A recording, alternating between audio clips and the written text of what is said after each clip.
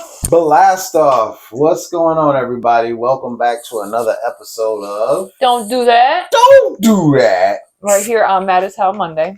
On 16 TV. Because there's definitely been a lot of action to go ahead and make you kind of mad. I tell you what. Oh. What is up?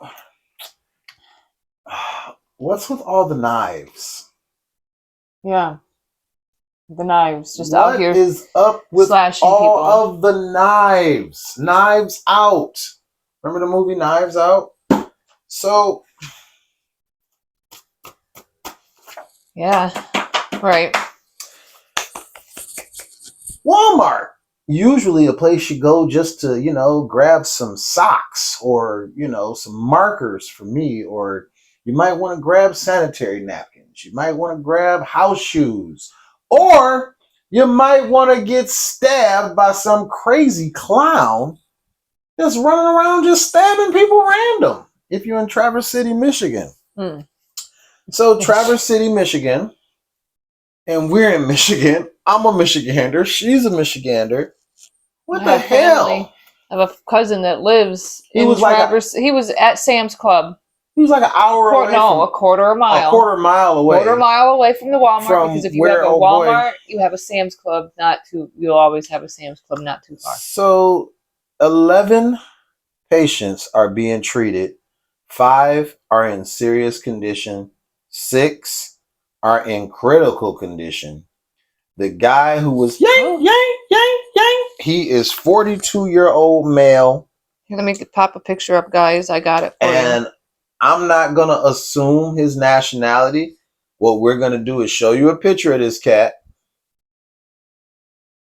And then y'all do what y'all do with what you do best. Do what you do.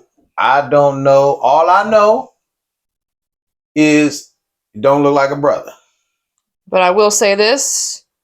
Shout out to Derek Perry, this gentleman right here. Now that do look like a brother, and that guy right there, that guy right there is actually Derek Perry.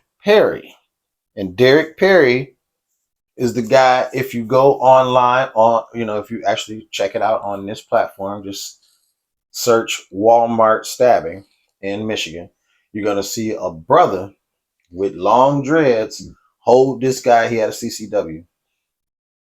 He holds this guy at gunpoint until the police arrive. The guy's looking bewildered. He folds the knife up like, okay, I'm done. I don't want you to shoot me. And the police were able to apprehend the suspect. Now, out of the people that were hurt, 6 of them were men. 5 of them were women. And no bueno. No bueno. I mean, it's just crazy. First, we had the one girl stabbed her boss at work at the McDonald's, where you just go to get a cheeseburger and some fries. You got to look in the drive-thru and see somebody getting stabbed to death. Then we turn right back around within the last 4 or 5 episodes of this show, we turn right back around in Michigan again. And it's just some random guy just, living out his Anthony Edwards, Norman Bates dreams at the Walmart. I don't understand how. What the heliante? What I want to know is, why is it so hard? Because mind you have the man in custody. You know this is the man, right? So you can't give out various information. I need to understand. Which one you refuse to say his name. And because in crimes of, that Black people commit, apparently, it's okay to make sure everybody knows their name immediately. Right off. Knows their background immediately. Right off. To me, there is something being hidden. Yeah. Whether or not you want to admit it, whether or not you want to, argue that fact. And because like we were saying, when we had the one girl, and I think I still remember her name because they posted it. It was Anthony Muhammad, right? Anthony Muhammad or Anthony Muhammad. I can't remember. We knew her name. Lighter. Immediately, we knew her name. We knew pretty much. We was all over her TikToks, and we saw all types of stuff about her before the incident and everything. Oh yeah. You know what? We even saw within 48 hours. We even saw her get arraigned. Yeah. On YouTube. Yeah. Okay, but they don't know nothing about this guy. White male. I'm sorry. To me, he looks white. They don't know nothing about this guy though. But why is the FBI involved for a stabbing at Walmart? FBI is involved. Why? These are questions that need to be answered, and the public deserve to know about this. This is the thing. It's crazy. It's like, okay, so this guy is an anomaly, because usually by now they would have all types of information as to this, at least this guy's name, his nationality, something. When they asked the guy who's in charge, the police guy who's in charge, he's very, very good at deflecting and dodging questions. Very good. He made sure to say, all we know is that he's a Michigan resident. Okay, that's fine, but is he a local resident from Traverse City is what people want to know, so they can say, hey, what area did he live in? You know, all this. This is information like, hey, that you would want to know. Here's some insight on the person that you have arrested. I know this person. That would probably help you guys. But I feel like you are hiding something. Well, I don't have any info. That's odd. Very odd. Strange. Just saying. All right. So since we had to wait because the last episode, because it is the last episode before this is labeled for 18 or older, they actually flagged me because I showed you what we were having before, apparently, even though we state before we post the videos that is not for kids under the age of 18. They still put us under restrictions because I had the vial of the weed for it. So, learning lesson. So, this is a Jelly Rancher, grown by the Humboldt Seed Company, grown by Me Type 7030 Sativa Heavy Hybrid. It's very cherry and notorious something. It wasn't letting me get too much in there, so that's what we are. It's weed, man. It's weed. So. Since we are obviously going to have to continue to say her name and say it several times. Man, this story right because here. Breonna Taylor,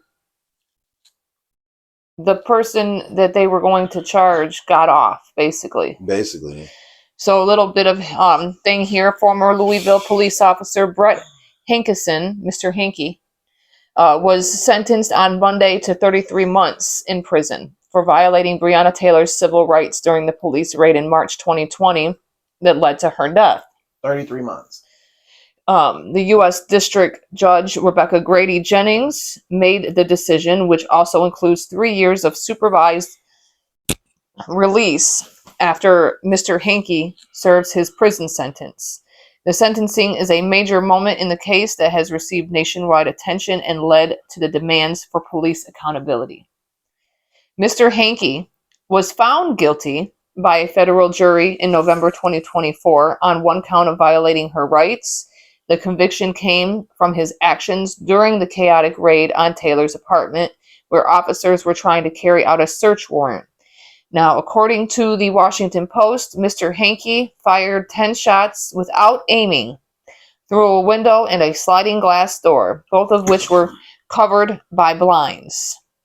While his bullets did not hit Taylor, who was shot and killed by other officers in the hallway, 3 of his bullets went into a neighboring apartment where a pregnant woman, her partner, and a 5-year-old child were living. The jury's decision confirmed that Mr. Hankey used excessive force and that his actions showed an intent to kill, even though no one was directly hurt by his gunfire. His conviction came after a previous federal trial ended in a mistrial in 2023 of November, and after he was cleared of state charges of wanton endangerment in 2022. Now, the officer who shot randomly gets off easy thanks to Trump and them. And the reason why the prison sentence was given by the Judge Jennings was very different from what the U.S. Department of Justice had recommended. In an unusual step, the Justice Department under the Trump administration had pushed for an extremely light sentence of just 1 day in prison, which would have counted as time already served, along with 3 years of supervised release. This recommendation came even though federal prosecutors had spent years building the case against Mr. Hankey. So, that's less than 3 years. What I need to understand is with the technology we have today, you are going to tell me that you couldn't find what gun those bullets came from with the ballistic technologies that you have, right? With ballistic, the technology we have today, you can't figure it the fuck out. So they get off easy. The man who murdered her is probably still on duty right now. Probably playing PlayStation, Call of Duty. Yeah, making sure he can learn his targeting skills to shoot people and kill them and get off. Me with forensic science the way it is, they could not determine whose gun fired the bullet that fatally injured Breonna Taylor. You're full of shit. They couldn't figure that out. They can figure out everything else, but they couldn't figure that out. And 33 months, and for those that are a little slow on math, 36 months would be 3 years. 33 months is and then 2 years and 9 months. And then after that, he gets 3 years supervised watching. No. But I bet you $10 to a bucket of shit, he won't be in Pop. He won't be in Gen Pop. Where he should be. And I bet you $10 to a bucket of shit that Breonna doesn't care about his sentence because she's no longer with us. His punishment does not compare to her fate. No, it don't. Not even close. And because less than you 3 literally years, just go in, guns are fucking blazing. Somebody needs to be held responsible. And that's not for being her held not responsible. Being on the planet anymore. That's not That's her. not happening. That's not justice. This woman is no longer here. Breonna Taylor is no longer with us. And no one is being punished.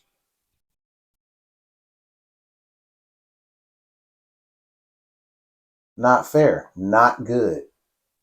Not just. It really ain't. Mr. Hankey gets off, basically. What I be talking about. And you wonder why South Park makes fun of you. These police do whatever they want. They get time off while other people die. They get administrative leave and go right about the rest of their day continuing to do the job that they're doing poorly.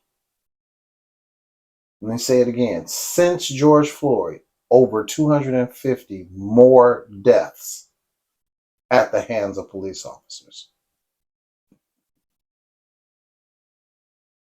Something's broken. And it's definitely the justice system. All right. You got another one? No? No. Okay. All right. Here we go.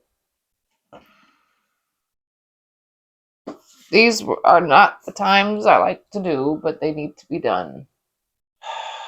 We have an obligation. I have a duty. I have something that I have to do. These names need to be repeated so that they can be remembered, so they can reverberate. Their voices can be heard. And I'll be the voice for those that can't talk anymore because they're dead. Thanks to police. Could have been prevented. So we have the killing of Emantic Fitzgerald Bradford Jr.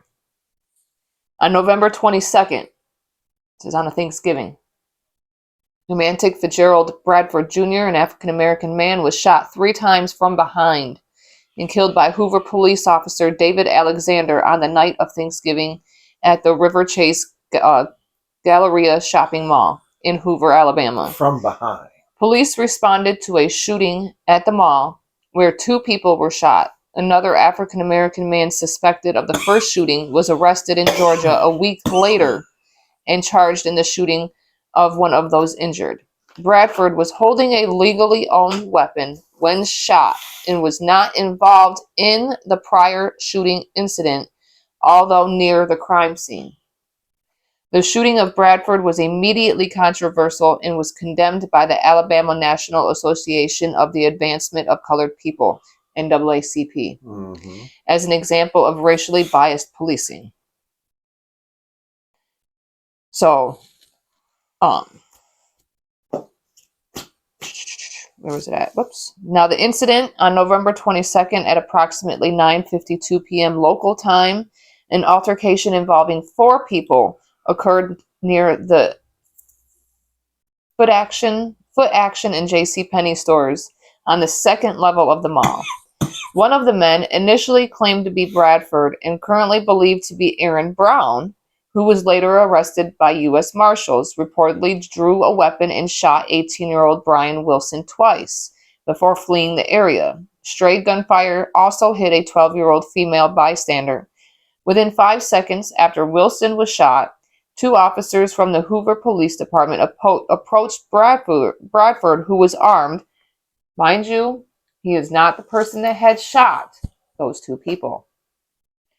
All right, one of the officers immediately fired from behind at Bradford, who was running with a gun in hand, and killed him.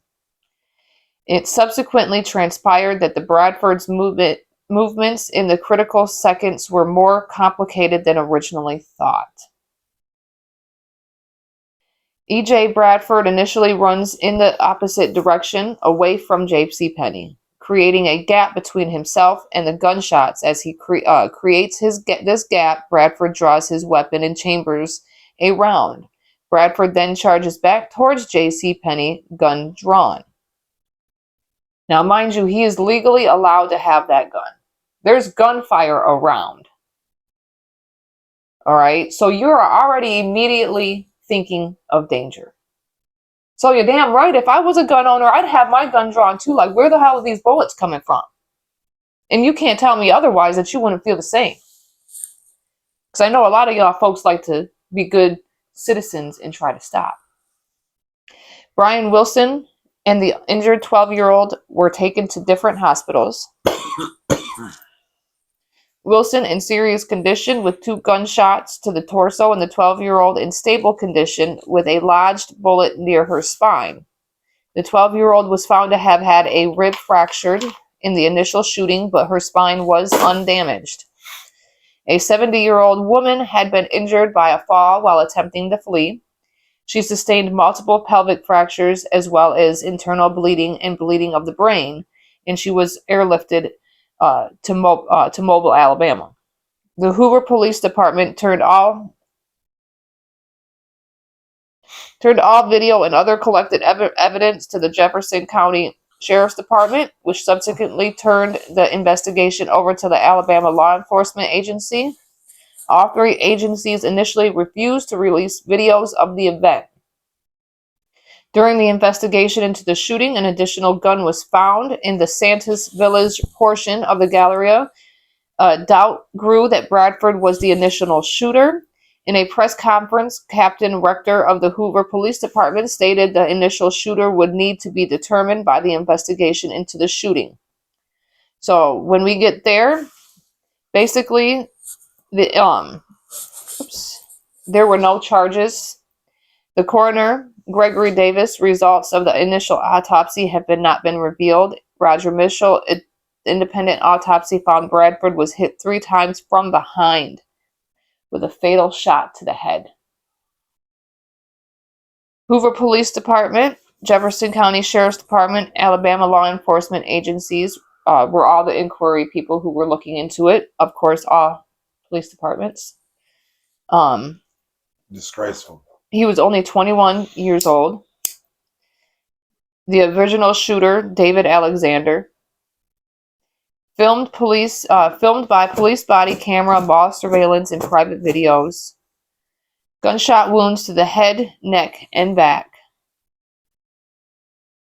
And the officers get off. Now, let's have a moment here.